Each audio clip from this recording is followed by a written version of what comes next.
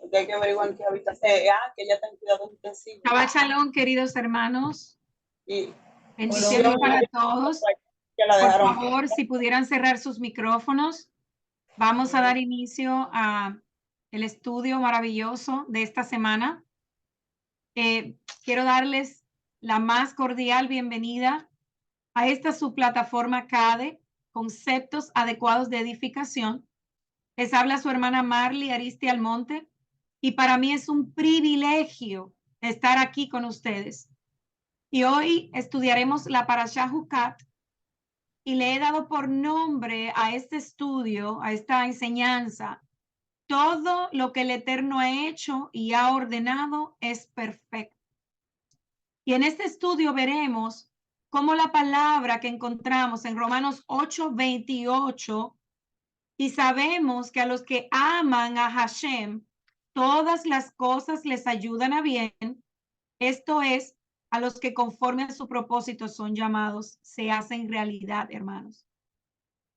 Y Jucat en hebreo significa decreto, designado, costumbre, manera, ordenanza, sitio, estatuto, y es la novela palabra y la palabra distintiva o significativa, la primera en esta parashá. Y hoy estamos estudiando la porción número 39 de este ciclo anual que estamos estudiando. Y la parashá establece las leyes de contaminación de cadáveres, Tumá Hamet, y la purificación con el agua de purificación preparada con la vaca roja. Para Adumá también llaman a la vaca roja. Y también esta parashá informa sobre la muerte de Miriam, la muerte de Aarón, el fracaso de Moshe en las aguas de Meribá y la conquista de Arab, los amorreos y Basán. Esta parashá cubre desde número 19:1 hasta el capítulo 22, versículo 1. Y es la porción semanal más breve del libro de Números, aunque no la más pequeña, la más corta de toda la Torá. La semana pasada, hermanos, estudiamos la parashá Corá y vimos cómo el Eterno estableció en ella la autoridad de Moshe y no la de Rubén como líder de Israel, y la autoridad de Aarón como sumo sacerdote y su linaje escogido como sacerdotes de Israel, y no los otros hijos de Kehat.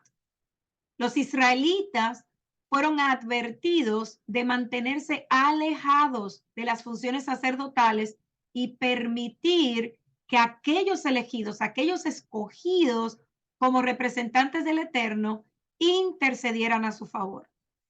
La semana pasada también pudimos hablar y discutir sobre la santidad. Y lo que hace controvertido no es que la Biblia, la Escritura, nos dé suficiente información detallada y consistente que defina bien la esencia y la operación de la santidad, sino que los hombres han optado por ignorar y descartar secciones enteras de la Torá y tomar solo del resto sus definiciones para la mayoría de las cosas, siendo la santidad una de ellas. Entonces, podemos ver que el concepto de la santidad se ha diluido mucho y se ha vuelto pasivo. Y surge aquí una pregunta interesante al respecto. ¿Nos llamó la atención o no saber que el libro de Números, también Éxodo y Levítico, explican que la santidad y la impureza pueden transferirse de una persona a un objeto, o de un objeto a otro, o a otro objeto, y de una persona a otra por contacto físico, o que la santidad puede ser peligrosa, o que solo algunas personas están autorizadas a tener la santidad y que las otras no lo están, y que éstas están sujetas a graves consecuencias si siguen adelante y contraen la santidad de todos modos. Es una enseñanza dura, hermanos, pero debemos recordar que estamos estudiando la Escritura, no el comentario de alguien, no la interpretación de alguien, no lo que piensa alguien. Es realmente una cuestión de si aceptamos o no lo que dice la palabra. Entonces, tengamos cuidado. Aún no hemos aprendido todo lo que la Escritura, la Biblia, tiene que decir acerca de la santidad. Ni la santidad está sola como un atributo de Dios. Y mientras que la santidad simplemente se afirma como un hecho en el nuevo pacto o el pacto renovado, donde vamos a encontrar la santidad detalladamente explicada y definida, es en el antiguo pacto, principalmente en la Torá. Y esta parashá Jucat contiene misterios profundos, increíbles. Veremos la roca que trae agua, la serpiente en un poste, el paradumá o la vaca roja. Y este animal es increíblemente especial porque es el componente necesario para restaurar los servicios del templo y anunciar proféticamente la segunda venida de nuestro don Yeshua. La parashá Jucat en sí es fascinante y se refiere a una especie de mitzvot o mandamientos cuya explicación y propósito no son obvios. La palabra ordenanzas o estatutos es en hebreo la palabra Jucat. Y lo interesante aquí es que la enseñanza hebrea, un juk, es un mandamiento que, como hablábamos anoche, aparentemente no tiene explicación lógica y solo debe ser obedecido por ser voluntad de Hashem. Números 19, del 1 al 9, nos da las pautas de las leyes de purificación.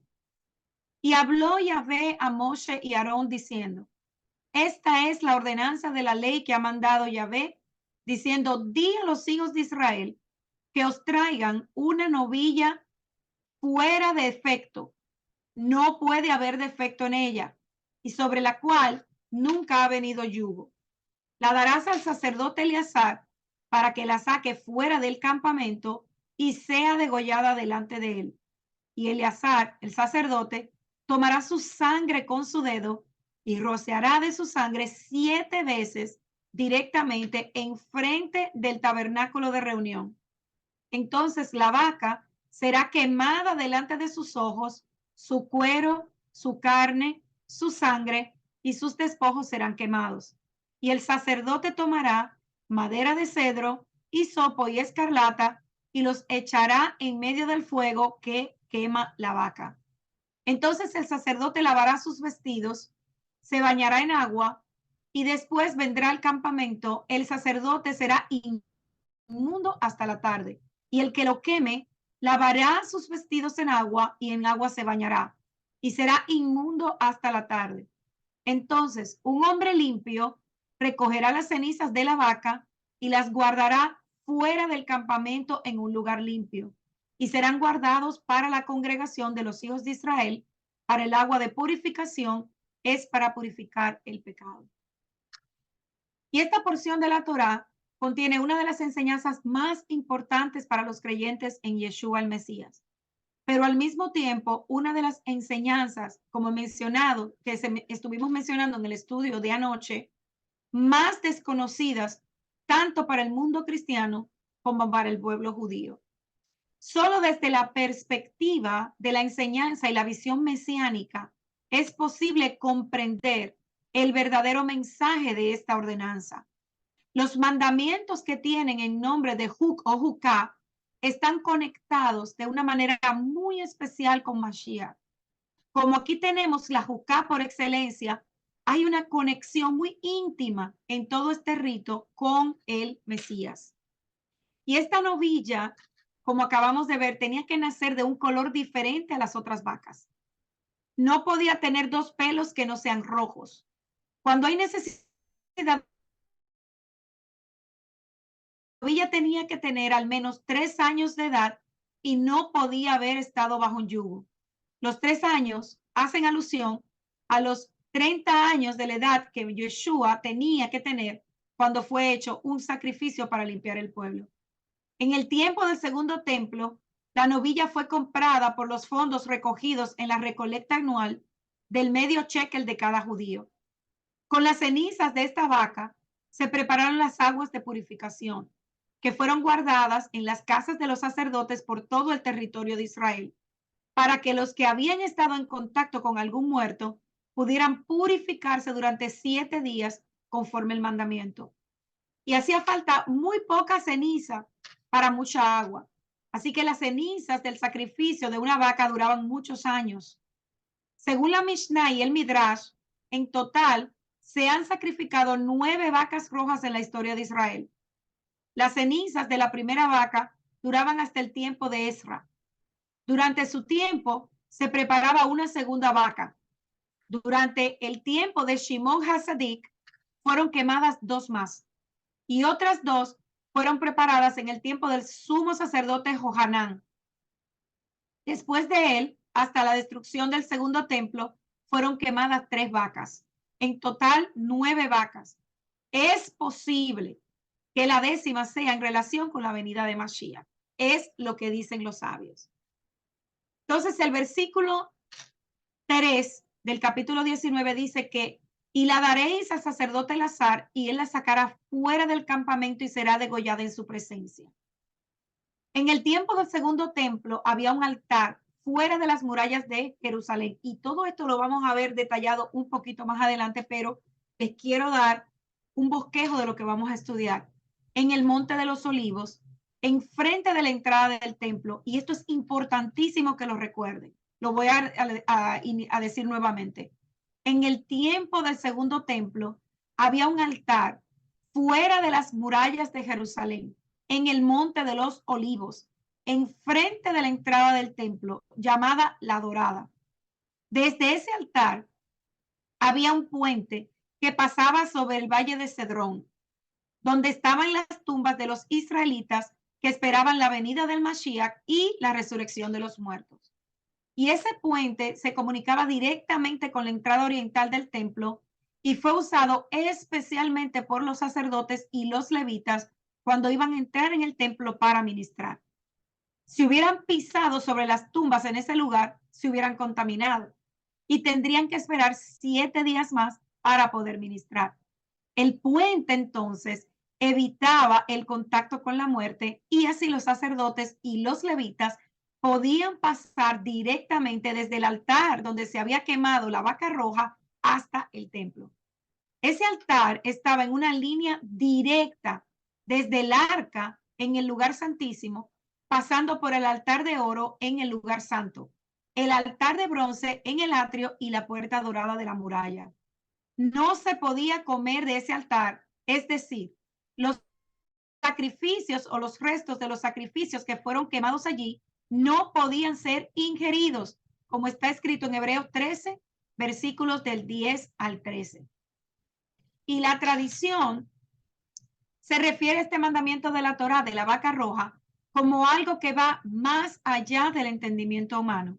Pero este ritual de la vaca roja tiene un significado completo, hermanos, cuando Yeshua está a la vista del mandamiento. El sacrificio de la vaca roja tiene por objeto purificar a todo aquel que se ha vuelto ritualmente impuro, es decir, alguien que ha estado en contacto con muertos. El sacrificio debía realizarse fuera del campamento, es decir, en el Monte de los Olivos, como acabamos de ver, fuera de los muros de la ciudad de Jerusalén, no muy lejos del templo. La vaca debía tener 3 años, debía ser totalmente roja y nunca pudo haber sido utilizada para cargar. Tenía que ser perfecta, sin defectos. El animal era sacrificado y el sacerdote tenía que esparcir la sangre 7 veces al tabernáculo o más tarde al templo. Su cuerpo tenía que ser quemado completamente y sus cenizas separadas en 3 porciones. Las cenizas se retiraban y se mezclaban con agua y luego se usaban para la purificación. Lo primero que notamos en el versículo 2 es que el animal involucrado es una vaca roja. Esto es, por supuesto, un animal hembra. Es joven, pero mayor de 1 año y nunca se ha usado para trabajar. Es decir, nunca se ha usado para un propósito común. A eso es lo que la escritura se refiere cuando dice nunca ha tenido yugo. Este animal también debe estar inmaculado, como todos los animales, destinados al sacrificio ritual.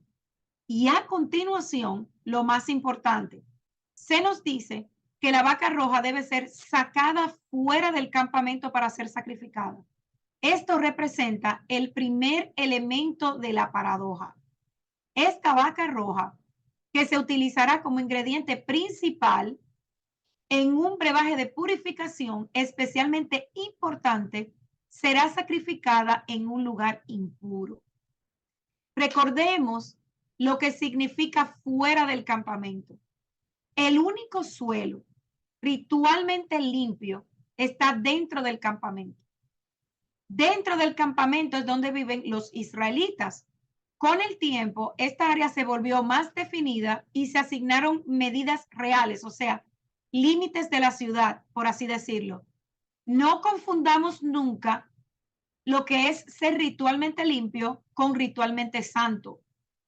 El único terreno ritualmente santo estaba dentro del patio del templo o tabernáculo, que se encontraba en el centro del campamento ritualmente limpio. Así que en algún lugar fuera del campamento, en un lugar inmundo, se erigió un altar especial. De hecho, altar es probablemente una palabra demasiado fuerte. Este era simplemente un montículo de leña grande, pero común, sobre el cual se mataba y quemaba la vaca roja. El procedimiento general, como vimos hace un momento en la lectura de la escritura, era que un sacerdote de alto rango, pero no el sumo sacerdote, que nuestro ejemplo, o sea, aquí en Números era Eleazar, hijo de Aarón, acompañara a la vaca roja a la pila de leña y oficiara la ceremonia. Este sacerdote cortaba la garganta de la vaca y luego juntaba parte de su sangre en un recipiente ceremonial. Luego se giraba y miraba hacia la puerta del santuario y rociaba un poco de sangre con su dedo 7 veces en dirección del santuario. Por supuesto, estaba lo bastante lejos, por lo que se tuvo que establecer una línea de visión para que pudiera ver literalmente la puerta del lugar santo, esa primera cámara dentro del santuario. Después de esto, toda la vaca, todas sus partes eran quemadas entera encima de esta gran hoguera. Mientras se quemaba la vaca, el sacerdote arrojaba madera de cedro, hisopo, comúnmente llamado también como orégano, y un hilo de color rojo encima, para ser consumido también. En esencia, la madera, el hisopo y el hilo se añadían a esta mezcla. Al completar su tarea, el sacerdote debía quitarse la túnica sacerdotal y bañarse en agua. Después de ponerse ropa limpia, entonces podía volver a entrar en el campamento, pero permanecía en un estado de impureza ritual hasta la puesta del sol, lo que indicaba el final del día actual y el comienzo del siguiente. Quien lo asistía en esta operación también tenía que quitarse y lavarse la ropa, tomar un baño, o sea, hacerse un mikvé, y ellos también, y se quedaban en estado de impureza hasta que se ponía el sol. Luego, un hombre que no había participado en ninguno de los rituales hasta este punto y por lo tanto todavía estaba ritualmente limpio, debía recoger las cenizas y colocarlas en un lugar designado donde se usarían para combinarlas con agua y hacer el líquido de purificación especial para usar según se necesite. Este hombre, al recoger las cenizas, se contaminaba. Entonces, como todos los demás involucrados, tenía que lavar su ropa y bañarse y permanecer en un estado impuro hasta la puesta del sol. En la Parashá Emor, nosotros aquí analizamos por qué y la importancia de comprender Levítico 22:7. Cuando el sol se ponga o al atardecer será limpio. Y ya vimos que no es el agua del mikvé en sí misma lo que purifica, sino el factor tiempo, marcado por el sol. Aprendimos que el simbolismo del mikvé es muerte y resurrección, y es al atardecer que se purifica una persona. Aprendimos también en ese estudio que esto es una alusión a la muerte de Yeshua y a la promesa de que nuevas son sus misericordias cada mañana, ya que es en esa hora que Adonai declara puros aquellos que previamente han bajado a la mikvé para purificarse. Y es el inicio de un nuevo día, según el calendario establecido por el Eterno desde la creación. Y analizamos por qué este tiempo es tan importante. Y si usted no ha visto ese estudio, le recomiendo que vaya y busque la enseñanza en YouTube en el canal de nuestro pastor Luis Fernando Graciano. Será de mucha bendición. Entonces, debido a que el nivel de impureza del contacto con la muerte, generalmente la muerte humana, era tan grande que no solo podía profanar a quien quiera o lo que sea que tocara, sino que incluso podía profanar a quien quiera o lo que fuera que se acercara. Sin embargo, lo que realmente entró en contacto con el cadáver estaba contaminado con un mayor grado de impureza que cualquier cosa que simplemente estuviera cerca. Y el remedio para la impureza causada por un cadáver era esta mezcla de cenizas de la vaca roja y agua. La mezcla se rociaba sobre la casa o edificio donde murió esta persona y también se rociaba sobre quien quiera que entrara en contacto con esa persona. El procedimiento de aspersión ocurrió 2 veces. La primera vez se hacía el tercer día después de la contaminación y la segunda vez el 7º día después de la contaminación. Las personas contaminadas que habían sido debidamente rociadas volvían a un estado ritualmente puro al final del 7º día, momento en el cual lavaban sus ropas y se bañaban. Y esto no era un asunto ligero, hermanos. Cualquiera que se contaminara con un cadáver y no pasara por este procedimiento ritual debía ser cortado. Y el término para cortado en hebreo es karet. Generalmente significa en las escrituras que una persona que fue cortada perdió su relación con el pueblo de Israel y, lo más importante, con el Dios de Israel. Surge entonces una pregunta crítica aquí. ¿Por qué una pena tan severa? La respuesta a esta drástica consecuencia está cerca del final del capítulo 20, que dice, la persona que ha sido contaminada por un cuerpo muerto y rehúsa la provisión de Dios de ser limpiada, ha contaminado el santuario del Señor. La santidad de Dios ha estado en peligro y no hay nada más prepotente que traer profanación a la morada de Hashem. Tenga esto en mente mientras continuamos, porque vamos a ver esto más detallado un poco más adelante. Entonces, terminamos este capítulo diciéndonos a continuación que la persona limpia que roció la mezcla de ceniza y agua sobre la persona contaminada ahora se encuentra a sí mismo en un estado impuro y luego debe, por supuesto, lavar su ropa, bañarse y esperar que se ponga el sol. Aún más, cualquier persona que actualmente esté ritualmente limpia y toque incluso una gota de esta agua especial de purificación, se vuelve impura. Y cualquiera o lo que sea que toque a esta persona inmunda, ahora se convierte en inmundo. Y esta es la finalización que nos da la escritura sobre la vaca roja. Vamos entonces a echar un vistazo a algo muy importante y algo muy desconcertante al final del capítulo. Observemos que, así como el capítulo anterior sobre la santidad, que la santidad podía transmitirse inadvertidamente de una cosa a otra, lo mismo ocurre con la impureza.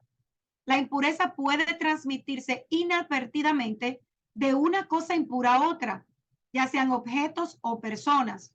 Y el diccionario dice que una paradoja es una situación o afirmación que parece contradictoria, increíble y hasta absurda. Y sin embargo, es muy probable que sea cierto o factual o relativa a los hechos que sea comprobable. Y la paradoja de este sacrificio de la vaca roja es esta. Todos los que tienen algo que ver con su preparación, muerte y quema y recolección de sus cenizas se vuelven impuros. Las personas que siguen el mandato de Dios en esta ley ritual de purificación comienzan en un estado limpio, pero terminan volviéndose ritualmente impuras. Y esto no tiene ningún sentido. Puede ser que tenemos, ¿verdad? Vemos aquí a Hashem ordenando a algunas personas santas y limpias que intencionalmente se profanen ritualmente. La persona impura, por tocar un cadáver, se limpia con estas cenizas de la vaca roja. Pero las personas limpias que realizan el ritual y aplican las cenizas se vuelven impuras. Como dicen los rabinos sobre este procedimiento, las mismas cenizas que purifican lo contaminado también contaminan lo puro. ¿Y cómo es esto posible? Siguen surgiendo preguntas. Esto es completamente opuesto a todos los demás sacrificios y sus efectos. Los otros sacrificios expían y a menudo limpian. Por lo general, manejar un sacrificio correctamente automáticamente trae consigo una medida de santidad. De hecho, el ciudadano promedio debe entregar su sacrificio al sacerdote para que lo coloque en el altar de bronce, porque solo un sacerdote es lo suficientemente santo como para acercarse al altar. Incluso el animal es considerado santo, un estatus más alto que simplemente limpio, en el momento en que el adorador decide ofrecerlo como sacrificio. De lo contrario, ni siquiera se le permitiría entrar al recinto sagrado. Entonces, ¿qué es lo que estamos viendo aquí? Una de las dificultades para comprender el sacrificio de la vaca roja, los sacrificios regulares y los rituales del templo es el verdadero significado del término santo. El término en hebreo es kodesh o kadosh y realmente y simplemente significa ser separado o puesto aparte para alguien o algo.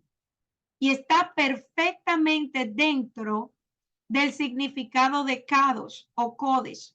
Aplicar este término hebreo a ella, separando un tipo de color o tela de otro. Pero ¿hizo ella que la carga oscura fuera sagrada y que la carga ligera fuera algo más? No. En el contexto del uso del término kadosh o kodesh, lo que importa, se usa en un contexto espiritual, religioso o en algo más.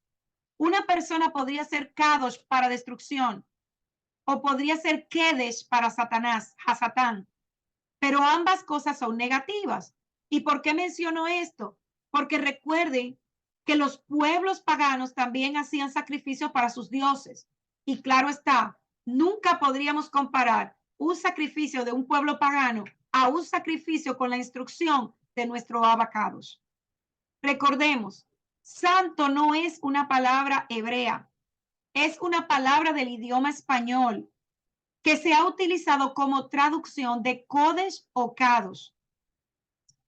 Y es solamente cuando algo es kadosh para Dios, separado específicamente para el servicio de Hashem, que lleva consigo el significado total de santo, como pensamos cuando pensamos en santo.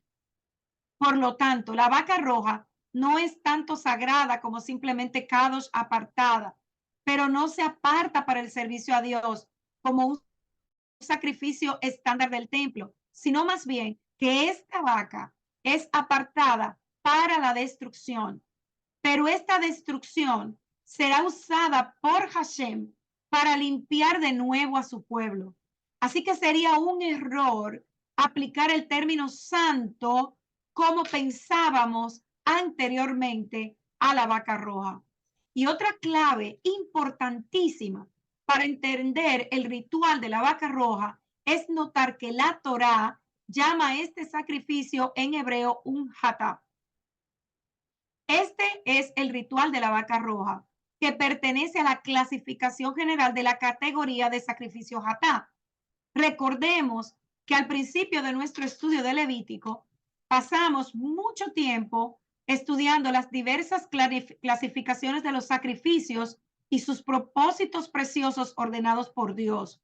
Son profundos y complejos, así que solo hablaremos hoy de las partes del sacrificio de Hatá que son pertinentes al ritual de la vaca roja. La mayoría de los traductores de la Biblia traducirán el término hebreo Hatá como ofrenda por el pecado. Pero eso no es bastante ambiguo y pierde por completo el propósito de la misma.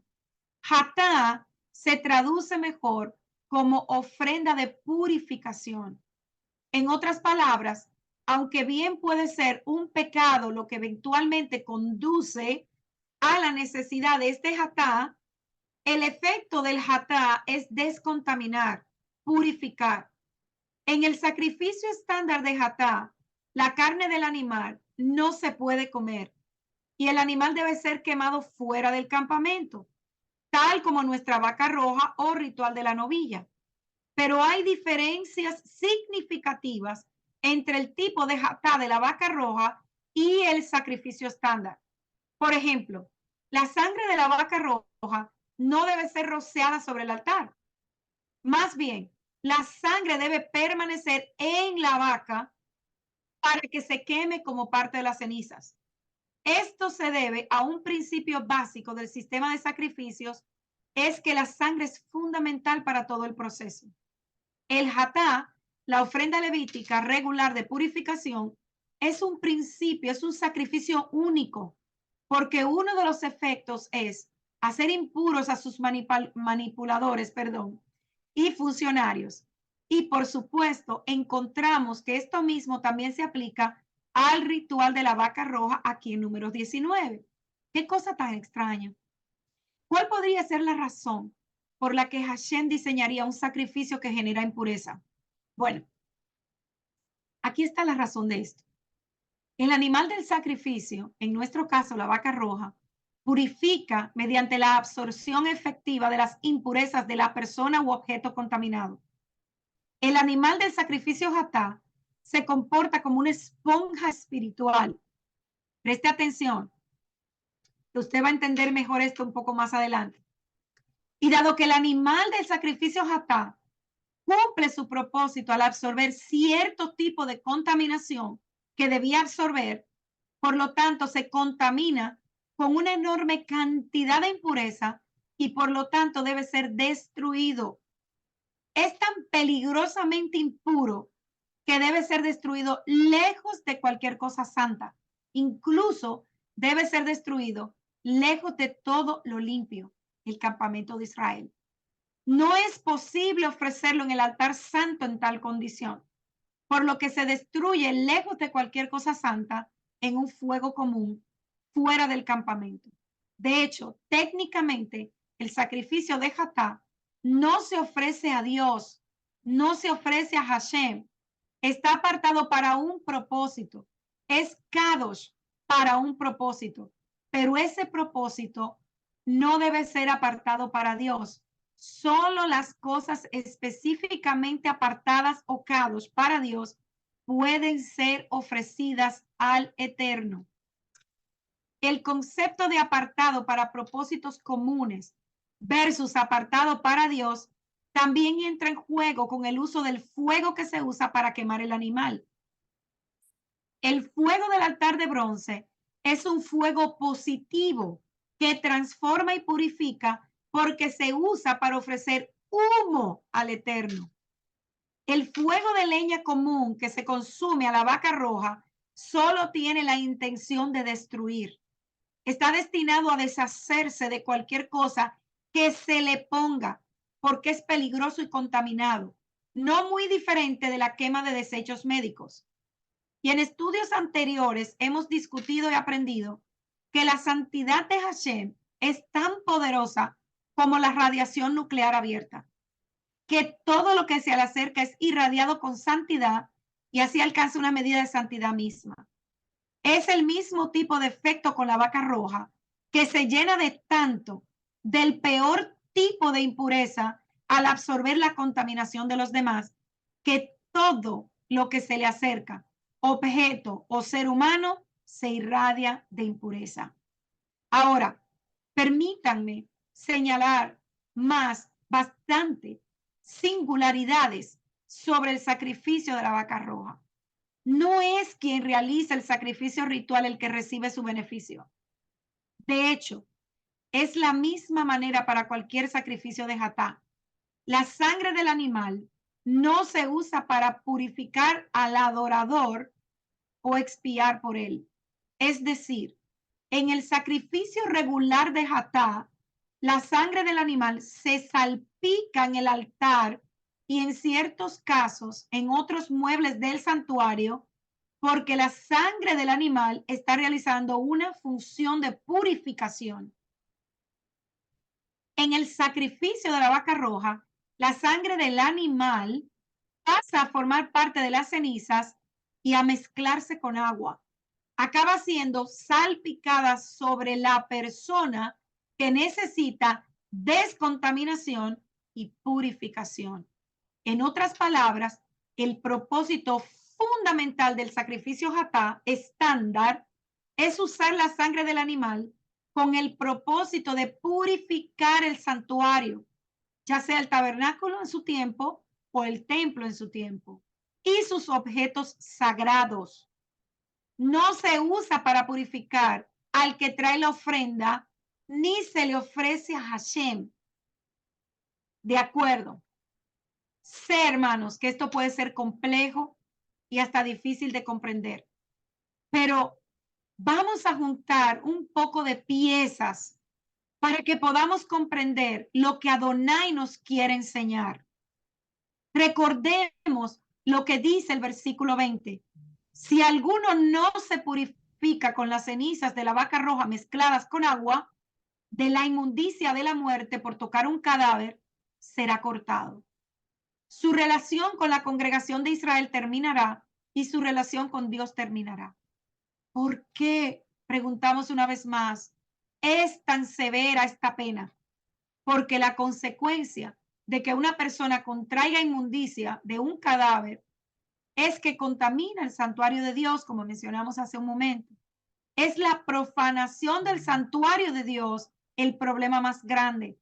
Y por lo tanto, es la profanación del santuario de Dios lo que debe ser remediado. La conclusión de todo esto, las cenizas de la vaca roja, cuando se mezclan con agua viva, están diseñadas para purificar el santuario de Dios. Y durante mucho tiempo se ha entendido dentro del judaísmo que el pueblo de Dios es de alguna manera misteriosa también santuario de Dios. Y este concepto no es una invención cristiana nueva, no. Ese es su único uso.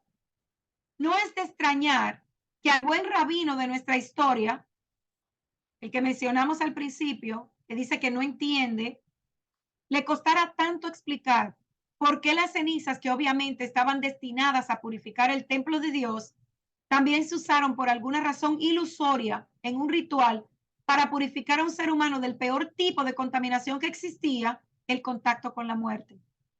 El rabino no entendió lo que ahora vamos a ver y que sabemos en retrospectiva, que eventualmente, una vez que el Mesías hubiera terminado de dar su vida para expiar la nuestra, Dios abandonaría el santuario que los hombres habían hecho para él y haría de los hombres mismos su nuevo santuario de una manera totalmente literal. El cuadro ritual que emerge aquí, hermanos, es conectar, aleluya, el santuario de Dios con los hombres. No se nos dice que nosotros como creyentes somos ahora el templo de Hashem. Y de hecho el Espíritu Santo, que es Dios, no vive literalmente dentro de estas frágiles tiendas que llamamos cuerpos. Entonces, estas tiendas deben ser purificadas y limpiadas para que Hashem las habite. Además, al igual que para el antiguo tabernáculo y el templo, el simple hecho de estar cerca de la gente y en contacto con la gente y existir, vivir nosotros en un mundo profano, significa que nuestro santuario, el santuario de Hashem, estará constantemente bajo el bombardeo de la impureza. Por lo tanto, es obligatoria una purga regular de estas impurezas. Así que recapitulemos. La vaca roja tiene que ser, de acuerdo a Números 19:1, y a la ordenanza que le fue dado a Moshe y Aarón aquí en esta parashá Jucat, una vaca roja debe ser tamín, debe ser perfecta, sin culpa ni defecto, que nunca tuvo yugo. Y sigue diciendo el capítulo 19 que se le entregaría a Eleazar, el sacerdote, y él la sacaría fuera del campamento y haría que la maten en su presencia o la sacrifiquen. Y el sacerdote Eleazar tomará de la sangre con su dedo y la rociará hacia el tabernáculo del encuentro 7 veces. Y arderá la vaca ante sus ojos, su cuero, su sangre, su carne, hasta su estiércol, hermanos, ardería. Moriría fuera del campamento. ¿Cómo podemos entonces relacionar la vaca roja con el Mashiach? Y esta es una maravillosa revelación. Analicemos cada una de las características. Rojo, sangre de redención, perfecto. Yeshua fue sin pecado. De acuerdo a 2 de Corintios 5:21, el que no conoció pecado, él se hizo pecado por nosotros, para que nosotros fuésemos hechos justicia de Dios en él. Sin defecto. Hebreos 7:26, porque tal sumo sacerdote nos convenía, tanto inocente sin mancha, apartado de los pecadores y hecho más sublime que los cielos. Sin yugo. El ser humano mismo tiene yugo. O somos siervos del Altísimo o somos esclavos del pecado. Yeshua, por su parte, nos ofreció un yugo ligero a los que lo seguían. Mateo 11:29 dice, llevad mi yugo sobre ustedes y aprended de mí, que soy manso y humilde de corazón, y hallaréis descanso para vuestras almas. Morir fuera del campamento. Hebreos 13:11 al 13. Porque los cuerpos de los animales, cuya sangre, a cuya causa del pecado es traída al santuario por el sumo sacerdote, son quemados fuera del campamento. Por eso también Yeshua, para santificar al pueblo por su propia sangre, sufrió fuera de la puerta. Salgamos entonces a él fuera del campamento, llevando su oprobio. Así lo hizo Yeshua. La vaca, siendo hembra, hermanos, representa a Israel. Yeshua tomó el lugar de Israel también cuando cumplió el ritual de los celos, tomando las aguas amargas en lugar de los que habían dejado la Torá y la herencia. En el madero nos representó, dando su vida por nuestro pecado. Cuando analicemos el ritual de la vaca roja, veremos más claramente por qué es un ritual de purificación que está presente en los elementos que caracterizan a Yeshua, nuestro Mesías.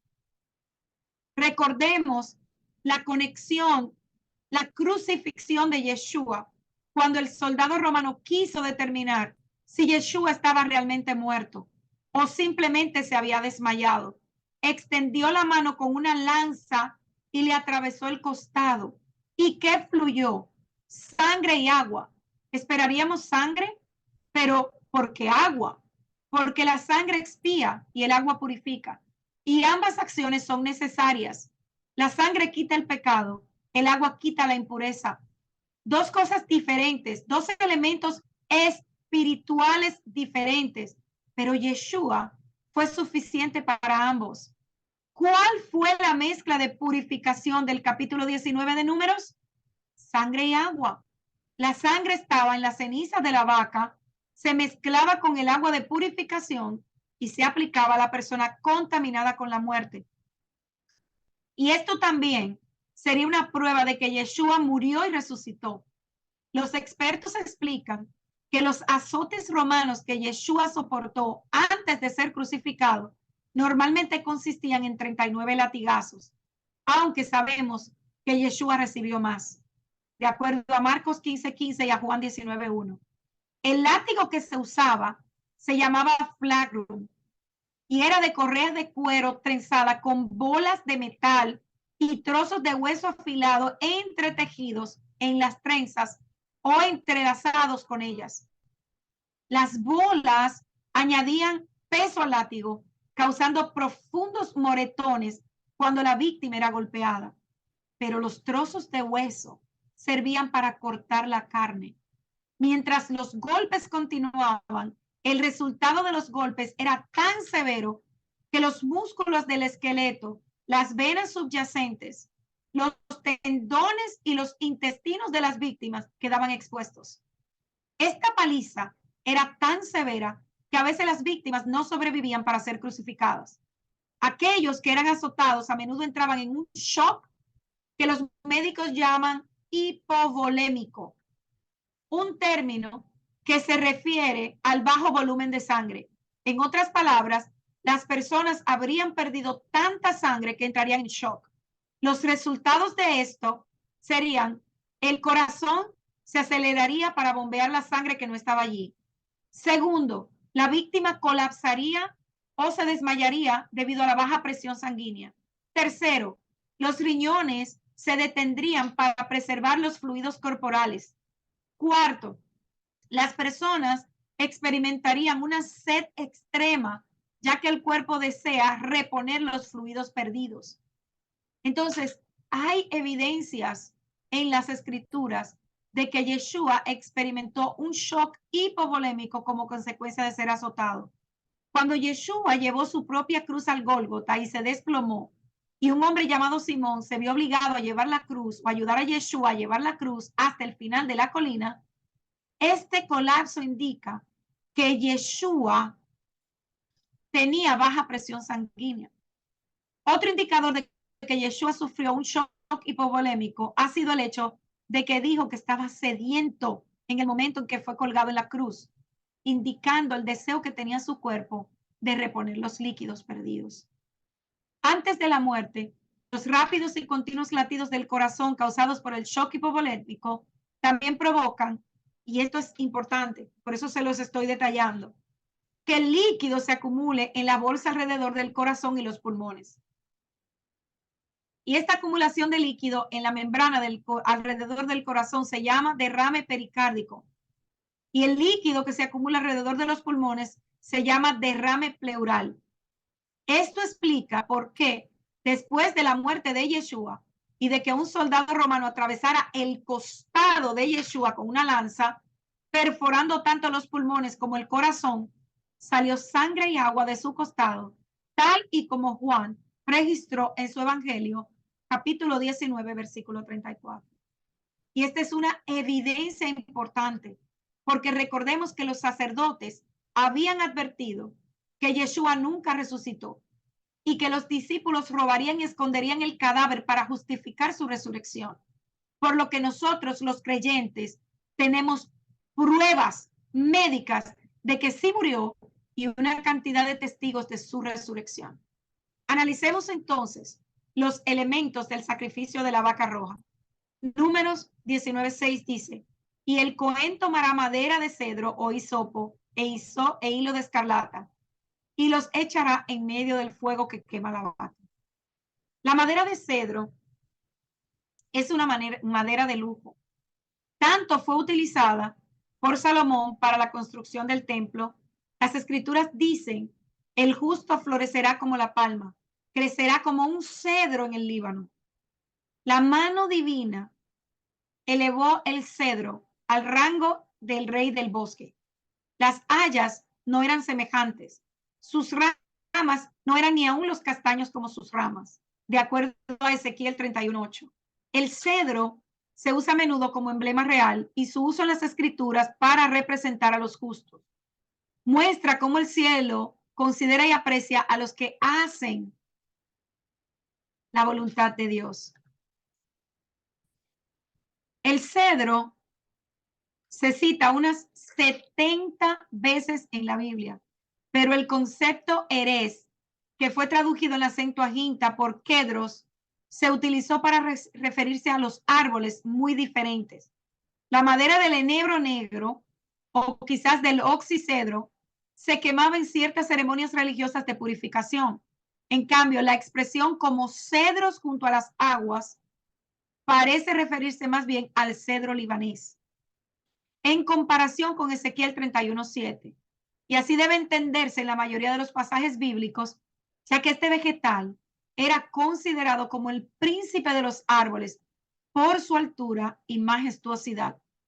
El cedro del Líbano es ampliamente citado en el Antiguo Pacto como símbolo de los poderosos imperios orientales. De su madera se hicieron vigas y mástiles para naves, así como aterzonados, figuras e ídolos para templos y palacios, que era muy consistente y duradero. La fragancia de la resina que exudaba era muy apreciada. Por todo esto era considerado un árbol noble y los poderosos, los ricos, lo usaban en sus edificios. Muchas veces es símbolo de poder.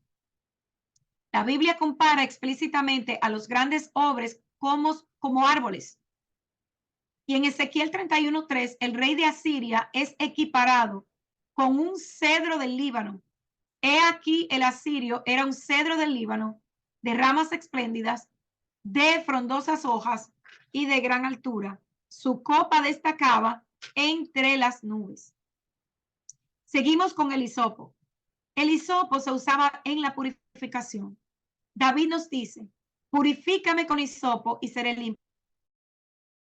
Lávame y seré más blanco que la nieve. Salmo 51:7. En la crucifixión de Yeshua encontramos este elemento del sacrificio de la vaca roja. Y había una tinaja de vinagre. Luego empapaban una esponja en el vinagre y poniéndola sobre un hisopo, se la llevaban a la boca. Juan 19:29. El hisopo, por ejemplo, al hombre le parece sin valor, pero su poder es grande a los ojos de Dios, que lo puso al mismo nivel del cedro en numerosos casos, en la purificación del leproso y en la quema de la vaca roja, pues estos rituales son muy similares. Y en Egipto mandó también que un precepto con hisopo, como dice, y tomarás un manojo de hisopo. De Salomón también dice, y habló de los árboles del cedro que está en el Líbano hasta el hisopo que brota del muro, para enseñarles que los pequeños y los grandes son iguales a los ojos de Dios. Él hace milagros con la mayoría de las cosas, pequeño, y por medio del hisopo, que es el más humilde de los árboles, redimió a Israel. El hilo escarlata. Rojo es el pecado, como se dice, si como rojo fueran sus pecados. El hombre pone en el fuego el animal del sacrificio, que también es rojo, o sea, la vaca. El sacerdote rocía la sangre roja alrededor del altar, pero el humo que sube al cielo es blanco, perdón, no la vaca, sino el sacrificio regular. Así lo rojo se volvía blanco. Y el atributo de la justicia se convierte en el atributo de misericordia. Y según Rabino Isaac, este dijo, rojo la sangre y blanco la grasa. Se ofrecen en el matadero y el humo sube de ambos. Las especies del incienso son en parte blancas y en parte rojas. ¿Por qué? Porque el incienso es blanco y la mirra pura es roja y el olor se eleva de rojo a blanco. Tenemos el paño escarlata que se echa al fuego. Encontramos esto en Juan 19:1 y 2. Entonces Pilato tomó a Yeshua y lo azotó. Y los soldados entretejieron una corona de espinas y se la pusieron en la cabeza. Y lo vistieron con un manto de púrpura. En Mateo 27:28, vistiendo de escarlata. Y desnudándolo.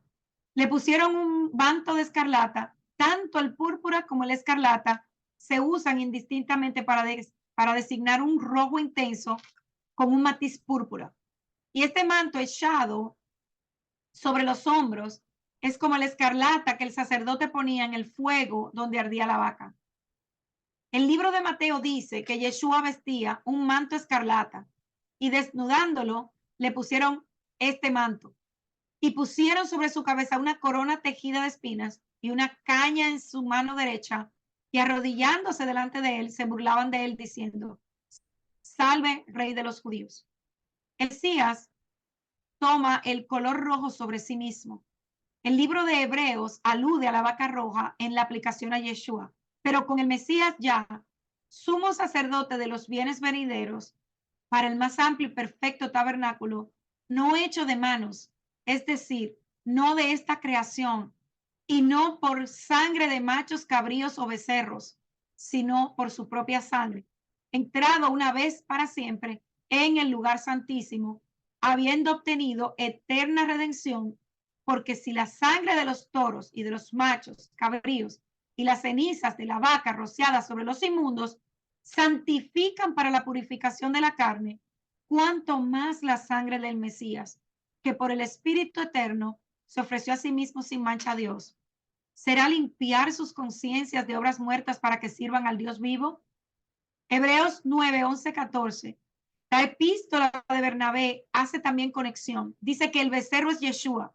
Los pecadores lo ofrecen, son los que lo ofrecen llevados a la matanza. Pero ahora los hombres ya no son culpables, ya no son considerados pecadores.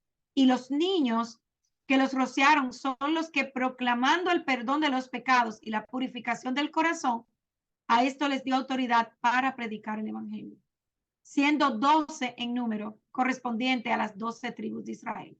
Eso está en la epístola de Barnabá 7:4. Pero, ¿cómo están relacionados esta vaca roja con Yeshua? En principio, analicemos lo siguiente. Debe ser rojo, significado de pecado y redención por sangre. Debe haber tenido entre 3 a 5 años. Esto explica por qué el ministerio de Yeshua duró 3 años. La vaca siendo hembra tipifica a Israel, como ya hemos hablado. No podía tener defectos. Yeshua vino del cielo, nunca pecó. Las aguas con las cenizas tenían que ser esparcidas para la purificación. Yeshua afirmó ser las aguas vivas. La vaca tenía que ser sacrificada fuera del campamento, en el altar que estaba en el monte de los olivos. Y Yeshua, según Hebreos 13, 11 al 13, murió fuera del campamento.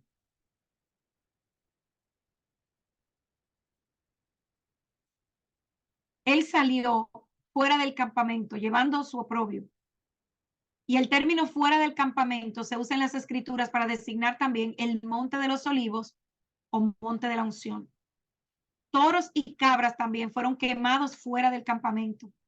Y es importante aclarar que el sitio que hoy se conoce como el sitio de la crucifixión en Jerusalén fue elegido por Helena, la madre de Constantino, en el año 356.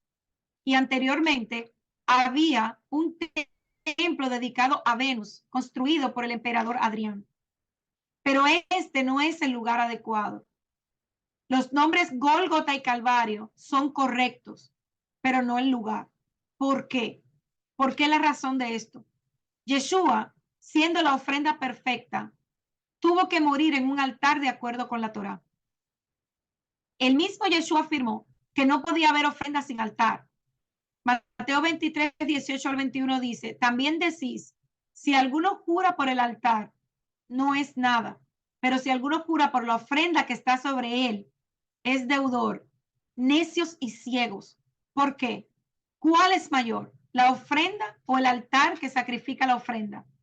Pues el que jura por el altar, jura por él y por todo lo que está sobre él. Y el que jura por el templo, jura por él y por el que lo habita. Entonces, ¿dónde murió Yeshua? La Mishnah, los libros rabínicos, Misbó 2:4 dice: los muros del templo eran altos, a excepción del muro oriental, el cual, cuando el sacerdote quemó la vaca roja, se paró en el monte de los olivos y pudo mirar hacia el santuario. Según Lucas 23, 44, 48, el velo del templo se rasgó. Desde el monte de los olivos era desde la única parte donde se podía ver este hecho. Según la Torá, en Jerusalén se habían comprado 2 altares. el primero en el Monte de los Olivos y el otro en el Monte de Sión. En Primera de Crónicas 21-24, Ornán compró el sitio por 600 siclos de oro. Y en Segunda de Samuel 24-20, David compró la era por 50 siclos de plata. El oro significa divinidad y en este lugar se construyó posteriormente el templo.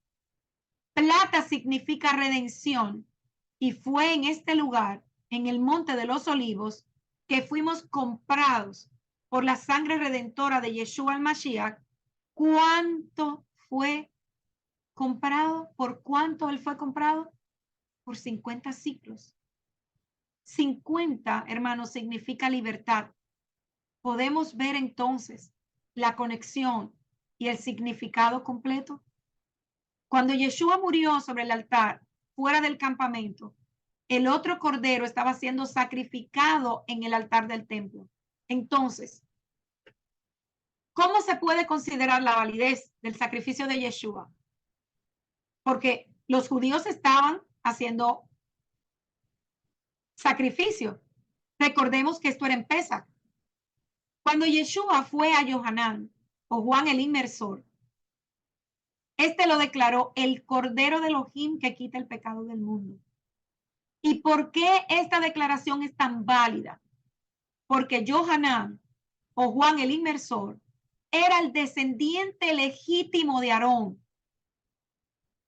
Él era el sumo sacerdote, pues él era hijo de sumo sacerdote. Los sacerdotes del Sanedrín en el tiempo de Yeshua no eran de la línea de Aarón. O sea que Yohanan, Juan, era a quien le correspondía la posición. Los sacerdotes del Sanedrín en el tiempo de Yeshua no eran de la línea de Aarón. Ellos habían comprado por dinero el sacerdocio. Por eso Yeshua no fue al Sanedrín, sino a Yohanan. Por eso parte del significado de la inmersión. Recordemos que el cordero de Pesach tenía que ser revisado. Pero ¿cómo entonces podría Yeshua ser un sumo sacerdote? Y del orden de Melquisedec, como afirma el escrito, cuando Yeshua fue a Yohanan y fue sumergido, no lo hizo porque tenía pecado. Lo hizo para cumplir con el requisito de la Torá de ser ungido como sacerdote. ¿Alguna vez te has preguntado por qué Juan el Inmersor tuvo que morir tan pronto sin ver el ministerio de Yeshua? Porque no podía haber dos sumos sacerdotes al mismo tiempo. Pero en el momento de la muerte de Yeshua, ¿qué pasó entonces con los sacerdotes del templo? ¿No había dos sacerdotes en ese momento, aunque uno no era legítimo? Recordemos que Caifás rasgó sus vestiduras, según Mateo 26:65. Y en el libro de Levítico 21:10 encontramos que el sacerdote que rasga sus vestiduras se descalificaba como tal. Así que solo Yeshua quedó como sumo sacerdote del orden de los cielos, el orden de Melquisedec. Todo es perfecto, hermanos, en el plan de Hashem. Hashem es fiel y verdadero. ¿Por qué en la crucifixión los soldados echaron suerte sobre las vestiduras de Yeshua, pero no fueron rasgadas, de acuerdo a Juan 19:24? Porque si hubieran sido desgarradas, habrían descalificado a Yeshua como sumo sacerdote. El sacrificio de la vaca roja era entonces un mandamiento que profetizaba la muerte de Yeshua para nuestra santificación. Sin Yeshua es imposible encontrar la explicación a este mandamiento. Es por esto que, como hablamos anoche, de que muchos no pueden entender la ordenanza del sacrificio de la vaca roja, finalmente recordemos cuando Yeshua caminaba junto con los discípulos de Maús, les mostró en la Torá lo que estaba escrito acerca de él. Recordemos que en ese momento el pacto renovado, el Nuevo Testamento, no había sido escrito, por lo que solo les leyó del Tanakh, la Torá y los profetas. Y ellos, los discípulos, lo reconocieron. Yeshua es la Torá viviente. Cada capítulo de la Torá nos habla de Yeshua. En esta parashá, aparte de encontrar todo este maravilloso entendimiento de lo que es el sacrificio de la vaca roja, también vimos la muerte de Miriam, la hermana de Moshe, el episodio de la desobediencia de Moshe ante la instrucción de Hashem de que hablara a la roca y cómo termina golpeándola, quitándole la gloria al Eterno. Y vemos también la muerte de Aarón y el ungimiento de su hijo Eliezer como sumo sacerdote. Los 30 días de luto de Aarón terminan, por lo que los israelitas tenían nuevamente que comenzar a estar en movimiento, pero no llega muy lejos. Sencillamente no había manera de esconder el movimiento de 3 millones de personas aproximadamente, ya que es de conocimiento general y todas las personas de Canaán y áreas que rodean están velando a Israel. Cada una de estas naciones debió de haber enviado a exploradores para ver dónde estaban los israelitas y a dónde se dirigían. Las intenciones de Israel de moverse hacia Canaán no eran un secreto. Esto sencillamente era cuestión de la ruta y la estrategia de conquista.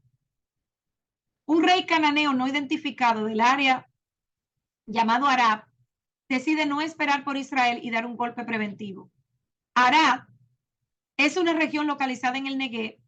La ciudad capital de Arad está al lado oeste de las colinas que separan el valle gigante de Arabá de las llanuras costeras del Mediterráneo. Y a primera vista las fuerzas de Arad tomaron ventaja y tomaron algunos prisioneros hebreos. Los israelitas aún no habían sido probados en batalla, por lo que probablemente no pelearon muy bien. Pero esto va a ser un momento decisivo.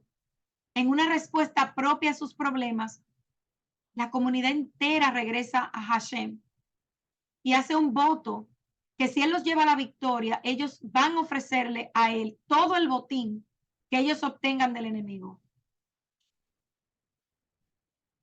Realmente, el voto no fue que Israel no iba necesariamente a destruir las ciudades. Más bien era que ellos lo iban a poner bajo prohibición. La palabra hebrea es jerem. Y lo que esto está diciendo es un acto significativo de sacrificio. ¿Por qué? Porque ahí ellos estaban negando a sí mismos. ¿Qué sucedía con los soldados del ejército de Israel?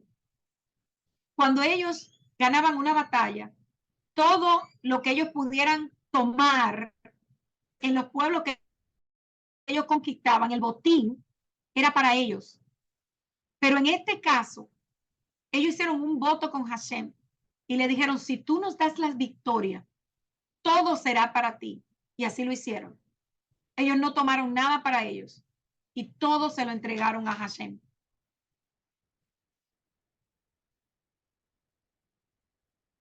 En Éxodo 13:17 dice la escritura, y sucedió cuando Faraón dejó ir al pueblo, Dios nos lo guió por el camino de la tierra de los filisteos, aunque estaba cerca, porque dijo Dios, no sea que el pueblo se arrepienta cuando vea guerra y se vuelva a Egipto. El Eterno no quería que Israel fuese contra los filisteos, por lo que al ir hacia el norte de Arab, hacia el país de los filisteos, era algo que no se contemplaba. Entonces, ¿por qué ellos no fueron a través de Edom? No hay duda alguna que los edomitas no iban a poder parar a Israel. Y aunque sabemos con exactitud cuántos edomitas habían en ese tiempo, no lo sabemos eso.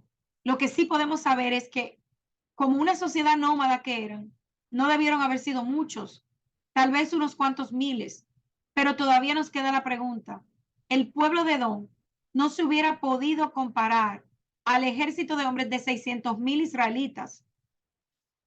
No podía ser como se desviaron. La respuesta está en ver la súplica que hace Moshe al rey de Edom, llamándolo a ellos hermanos. Moisés y por consiguiente aparente el Eterno, no quería que los israelitas aniquilaran a Edom. ¿Por qué?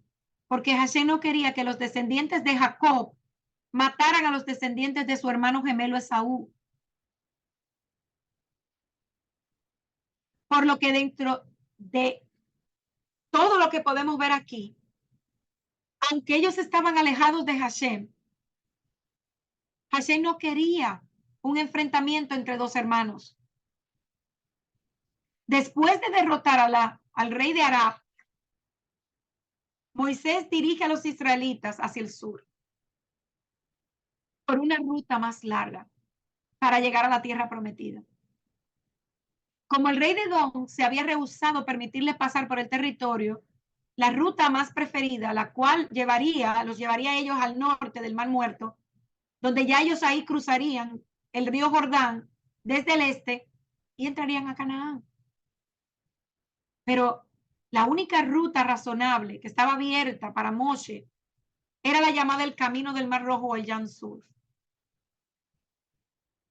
Y aquí podemos comprender, hermanos, por qué el pueblo, cansado ya de vivir como beduinos por más de 40 años en el desierto,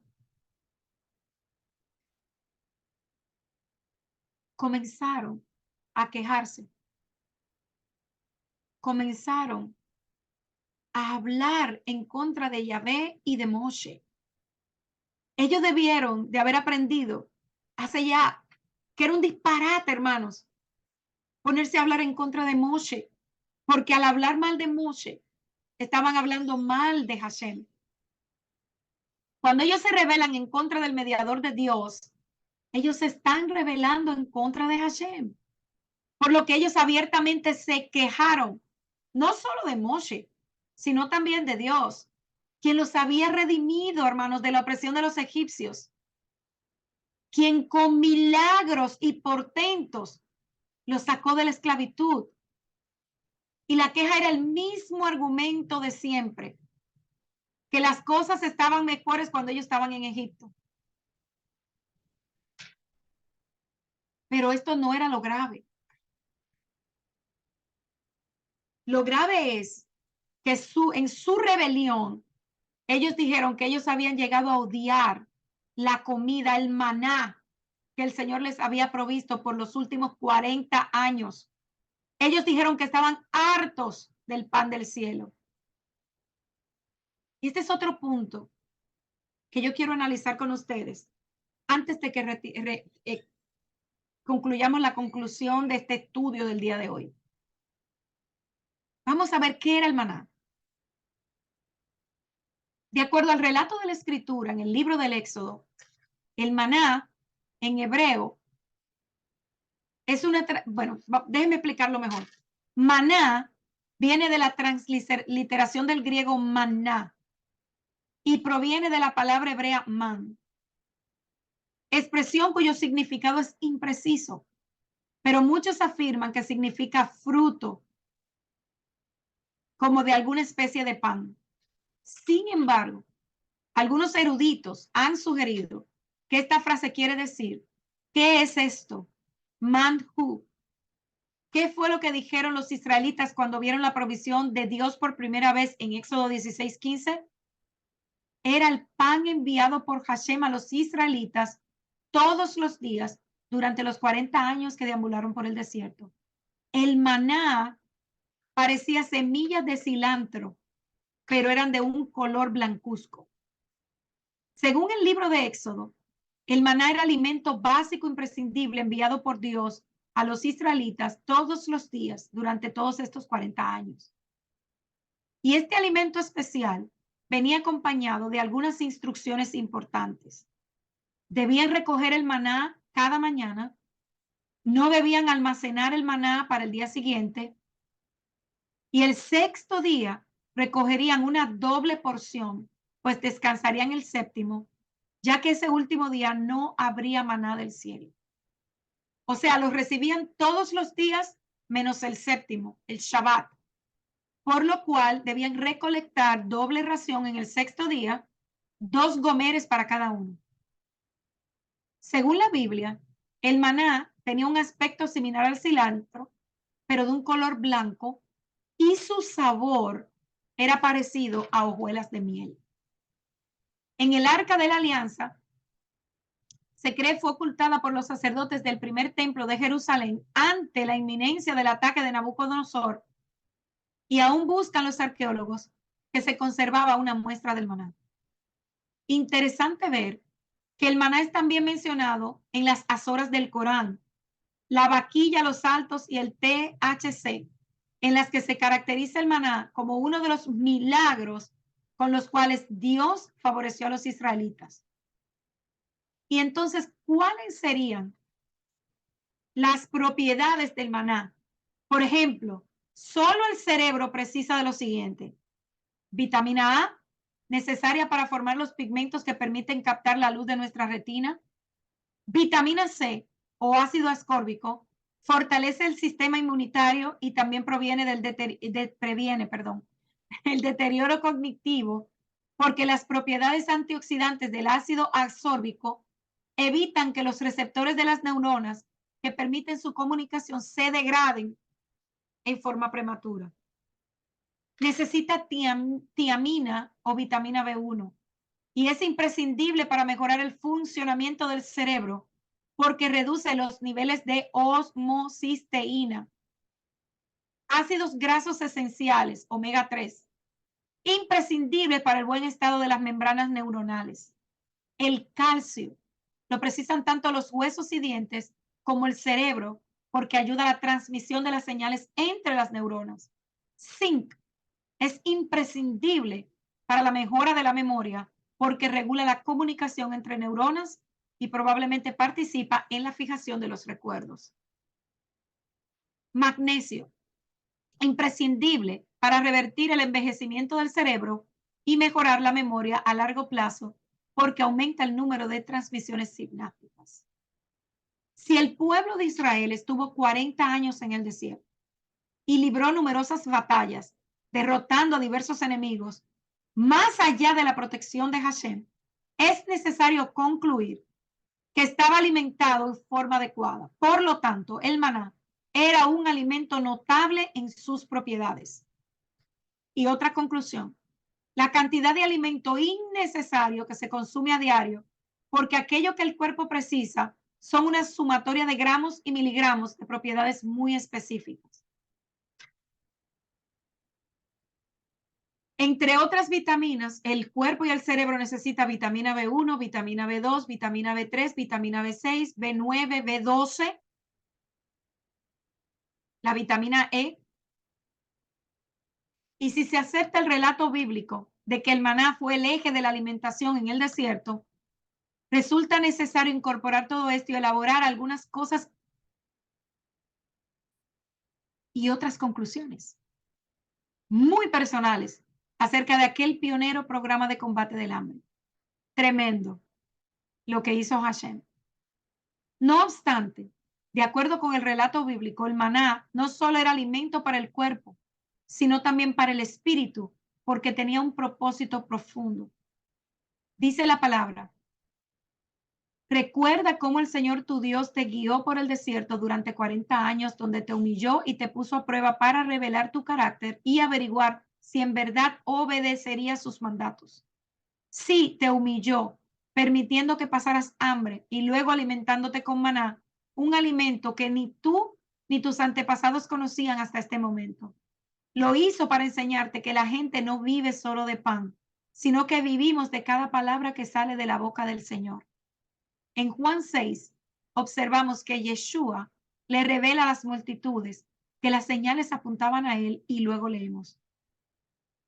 Le dijeron entonces: ¿qué pues haces tú como señal para que veamos y te creamos? ¿Qué obra haces? Nuestros padres comieron el maná en el desierto, como está escrito. Les dio a comer pan del cielo. Entonces Yeshua les dijo: en verdad les digo que no es Moisés el que les ha dado el pan del cielo, sino que es mi Padre el que les da el verdadero pan del cielo. Porque el pan de Dios es el que baja del cielo y da vida al mundo. Señor, danos siempre este pan, le dijeron. Jesús le dijo: yo soy el pan de la vida.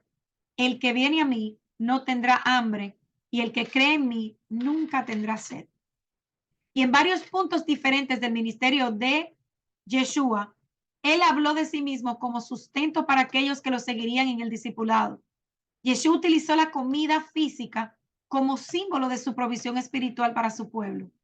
Y el capítulo 6 de Juan registra sus palabras para nosotros en un pasaje que lo vincula a una sustancia única que se destaca entre estas diferentes ecuaciones a la comida. Este pasaje es digno de mención porque el vínculo es una provisión especial que sostuvo a todo el pueblo durante 40 años en el desierto. Se equipara al maná que caía del cielo cada 6 días y que alimentaba a aquellos hebreos y gentiles que fueron rescatados de la idolatría de Egipto. Concretamente leemos en Juan 6:32 estas palabras de Yeshua, conservadas para nosotros en el antiguo arameo. Y Yeshua les dijo, de cierto os digo, no os dio Moisés pan del cielo, mas mi Padre os da el verdadero pan del cielo. Yeshua aquí está haciendo una afirmación sorprendente en esta declaración. Ciertamente se refiere al maná que cayó, pero dice que se dará un maná más verdadero. Así el maná que cayó hace tanto tiempo para su pueblo era un símbolo de su propio ser y naturaleza. En el siguiente versículo, el 6:33, continúa diciendo esta aclaración. Porque el pan de Dios es aquel que descendió del cielo y da vida al mundo. El Padre, nuestro Eloha, envió a Yeshua como el verdadero pan de los cielos y el propósito de este envío es proporcionar vida al mundo. Mientras que el maná que cayó en el desierto durante 40 años dio vida a un grupo del mundo, el Lakma Men Shemaya, el pan de los cielos, que es Yeshua, es capaz de proporcionar vida espiritual a personas de todas las tribus y naciones del mundo. Su vinculación con el maná es por una buena razón. Así como el maná fue un acontecimiento sobrenatural que hizo algo que de otra manera era imposible para la gente, así también la venida de Yeshua hizo algo que es imposible para la gente hacer en y por nosotros mismos. Una cosa importante, y es, para empezar, presten mucha atención acá, porque esto es bien hermoso. La entrega del maná en sí no fue por ningún método natural. No se cosechó de ningún producto escaso del desierto, ni se tomó de los rebaños de los animales presentes en el pueblo. Más bien fue adquirido por un sistema de entrega verdaderamente sorprendente. Y eso lo vimos en número 11:9. Pero vamos a prestar atención a los detalles. Dice así, números 11:9 nos cuenta la mitad del método utilizado para entregar el maná. Dice la palabra, y cuando descendía el rocío sobre el campamento de noche, el maná descendía sobre él. Observemos aquí, el maná no caía en tierra, el maná caía sobre el rocío. O sea que no caía sobre el suelo para ser recogido por el pueblo como si fueran animales, sino que caía primero una capa de agua conservándola para la cosecha pura. Y esto es importante para nosotros porque se relaciona con la venida de Yeshua, quien aunque era hombre en la carne, se mantuvo puro de toda mancha de pecado.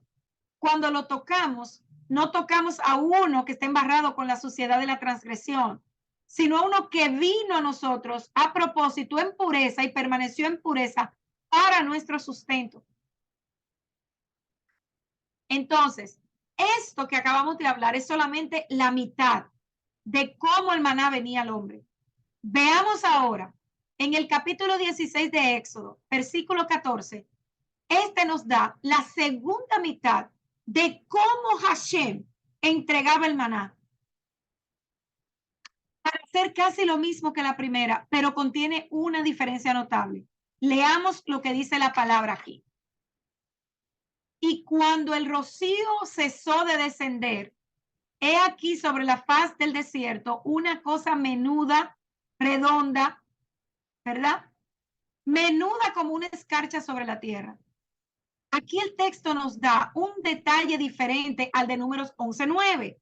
Este pasaje en particular nos dice que el maná se vio cuando el rocío ascendió. ¿Qué significa esto?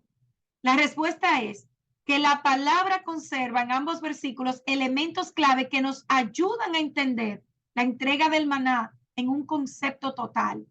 Ambos versículos deben ser tomados en conjunto para formarnos el cuadro completo. Cayó rocío, el maná cayó sobre el rocío y el rocío cayó sobre él. El maná, hermanos, estaba envuelto en rocío por debajo y por arriba. Estaba protegido por debajo y por arriba. Sorprendentemente, incluso los comentaristas judíos de la antigüedad fueron capaces de percibir este detalle tan significativo, y esto lo podemos encontrar en el Talmud, en el Tratado Jobma 75b, que esta era la valoración correcta de estos dos detalles. Se los voy a leer. Dice, y está escrito, cuando se levantó la capa del rocío, pero también está escrito, y cuando cayó el rocío. El rabino José, que era del rabino Hanina, dijo, había rocío encima y debajo, y tenía la forma de algo colocado en una caja. Conocer las dos mitades de la entrega del maná al hombre nos ayuda a ver una imagen más amplia detrás del simbolismo de todo ello y cómo todo se relaciona con Mashiach y las razones por las que él mismo se equipara con la provisión celestial.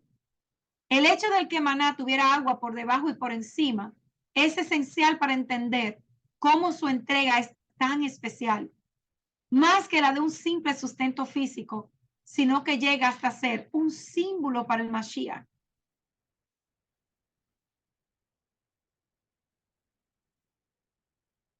Continuamos con el relato y dice que finalmente los israelitas entendieron que la posición de Moshe era sin igual e irreprochable. No habían múltiples mediadores, no había una solución democrática. Aún más la gente había llegado a recibir y realizar el otro principio habitual de redención y perdón del pecado, la necesidad del arrepentimiento.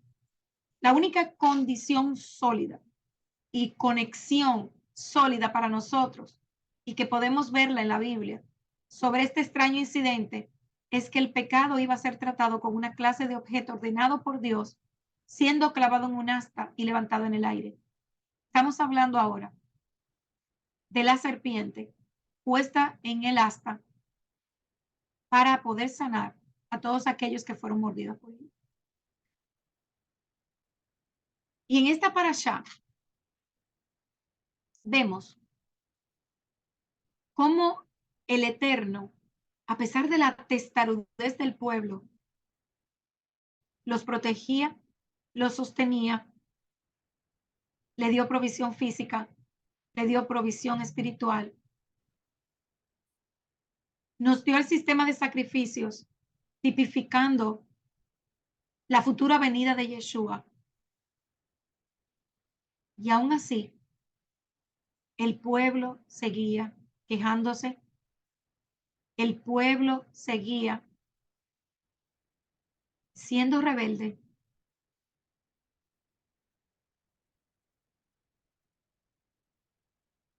Y estos versículos nos dicen que el pueblo continuó su recorrido y llega hasta la frontera entre Moab y los amorreos. Conquistan el territorio del rey de Esbón y según la continuación del relato, Israel habitó en la tierra del amorreo. Más adelante el Eterno envía a Moshe a reconocer a Yaser y conquistar Basán. El pueblo seguía avanzando y acampan en los campos de Moab junto al Jordán frente al Jericó. ¿Qué aprendemos de esta parashá?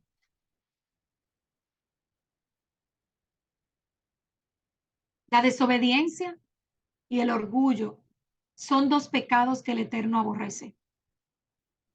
Querer adaptar la Torá a nuestras vidas y no nuestras vidas a la Torá nos traerá muerte espiritual, o sea, alejamiento de nuestro Padre Celestial. Quejarse es expresar insatisfacción por algo. Refunfuñar es quejarse con una mala actitud.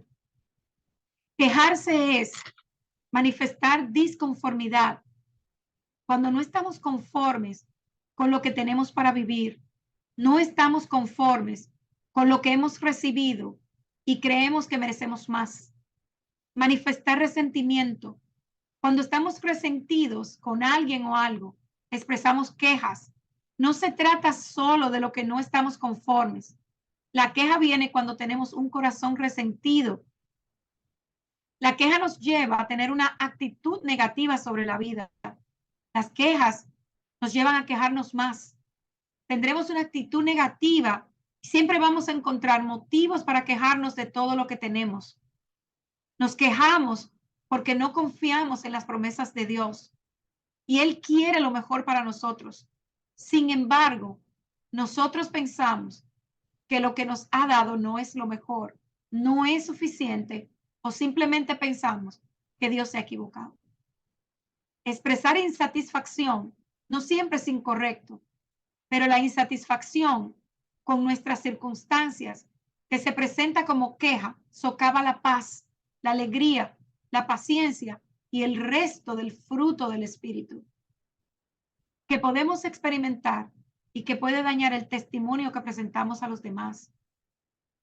Y en el peor de los casos, cuando nos quejamos, esencialmente estamos diciendo que no nos gusta lo que Dios está haciendo o permitiendo en nuestras vidas y que no confiamos en su soberanía. A menudo, cuando nos quejamos, estamos enfocados en las cosas equivocadas y esto nos coloca en una situación delicada, pues estamos atentando contra la soberanía y la sabiduría de nuestro Abacadosh.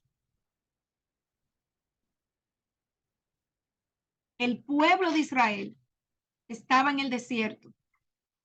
El desierto no era el lugar que Dios había planeado para esta nación. Era el paso, el camino que tenían que transitar para llegar a la tierra prometida. Era solo una circunstancia transitoria, pero para la generación que salió de Egipto se convirtió en una situación permanente. Las quejas nos llevan a la destrucción. Una y otra vez el pueblo se quejó y murmuró contra Hashem y de sus líderes, Moisés y Aarón. Y la escritura nos insta a dar gracias en todo. Dice, estad siempre gozosos, orad sin cesar. Dad gracias en todo, porque esta es la voluntad de Dios que con vosotros es en Cristo Jesús. Canaán, la tierra prometida, es para los agradecidos. Todos los israelitas murmuradores fueron destruidos en el desierto. Por medio de este acontecimiento histórico, Dios nos dice que borremos de nuestros corazones todas las quejas. En aquel entonces, solo los agradecidos entraron a Canaán. Y en esta época, solo los agradecidos entrarán en la Canaán eterna, el reino de los cielos. Despojémonos, hermanos, del viejo hombre y vistámonos del nuevo hombre. Cualquiera que sea nuestra situación, lo que estemos pasando, estemos alegres, gozosos y agradecidos en todo, sin queja ni murmuración, confiando en Hashem en todo, observando sus mandamientos, sus preceptos, como el espíritu y la esposa quiere que seamos. Espero que todos mis hermanos y hermanas de Sión entren en la Canaán celestial, en la Jerusalén amada, en el Israel prometido, luego de atravesar el desierto espiritual. Shabbat Shalom, queridos hermanos. Hasta aquí el estudio de hoy. Espero que sea de mucha bendición y que podamos ver que aunque hay cosas que nosotros no podemos entender, todo obra para bien, para lo que amamos a Hashem. Shalom.